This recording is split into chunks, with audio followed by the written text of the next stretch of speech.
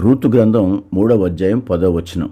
అతడు, నా కుమారి, యెహోవా చేత నీవు దీవెన నొందిన దానవు. కొద్దివారినే గాని గొప్పవారినే గాని యవనస్తులను నీ వెంబడింపక ఉండటం వలన నీ మునుపటి సత్ప్రవర్తన కంటే వెనుకటి సత్ప్రవర్తన మరీ ఎక్కువైనది. రూతు వయసులో ఉన్న చాలామంది యువతుల్లాగా సహజంగా ఉండే శారీరక ఆకర్షణలు, అందచందాలు లేదా ధనవంతులైన యవనస్తుల వైపు ఆమె మనసు వెళ్ళలేదు.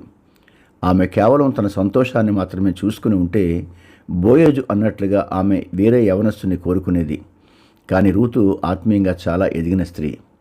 రూతు కేవలం నయోమిని ప్రేమించడం మాత్రమే కాదు, చనిపోయిన తన భర్త వంశాన్ని నిలబెట్టాలనే నిబంధన పట్ల ఎంతో నమ్మకంగా ఉంది. తన వ్యక్తిగత ఇష్టాల కంటే దేవుని ధర్మశాస్త్రం నియమించిన బాధ్యతకే ఆమె ప్రథమ స్థానం ఇచ్చింది. మునుపటి కంటే వెనుకటి ప్రవర్తన మరీ ఎక్కువైనది అన్న బోయజు మాట వెనుక చాలా లోతైన అర్థం ఉంది.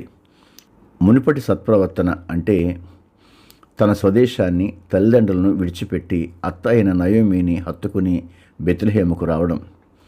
వెనుకటి సత్ప్రవర్తన అనంటే తన యవన ఇచ్చలను పక్కన పెట్టి కేవలం వంశాన్ని విమోచించటం కోసం వయసులో పెద్దవాడిన బోయజును ఆశ్రయించటం. ఆమె తీసుకున్న ఈ నిర్ణయం వల్లే బోయజు హృదయంలో ఆమె పట్ల గౌరవం 1000 రెట్లు పెరిగింది. రూతు కేవలం బాహ్యమైన అందాన్ని నమ్ముకోలేదు. అందుకే బైబిల్ ఆమెను సుగుణవతి అని పిలిచింది. లౌకిక ఆకర్షణకు లొంగిపోకుండా దేవుని చిత్తానికి మరియు బాధ్యతకు లోబడే హృదయమే నిజమైన ఆత్మీయ పరిపక్వత అని రూతు తన జీవితం ద్వారా నిరూపించింది. అందుకే దేవుడు ఆమెను గొప్పగా దీవించాడు. ప్రార్థన.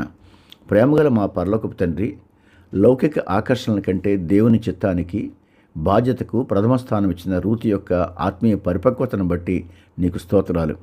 ప్రభువా, కేవలం బాహ్య సౌందర్యం, ధనము లేదా లోక సంబంధమైన ఆశల వెనుక పరిగెత్తకుండా రూతు వలె ఉన్నతమైన ఆత్మీయ గుణాలను అలవర్చుకునే కృపను మాకు దయచేయండి. మా స్వార్థ ప్రయోజనాల కంటే నీ నిబంధనలకు, నీతికి లోబడి జీవించే హృదయాన్ని మాకు దయచేయమని యేసుక్రీస్తు నామంలో వేడుకుంటున్నాం తండ్రి. ఆమెన్.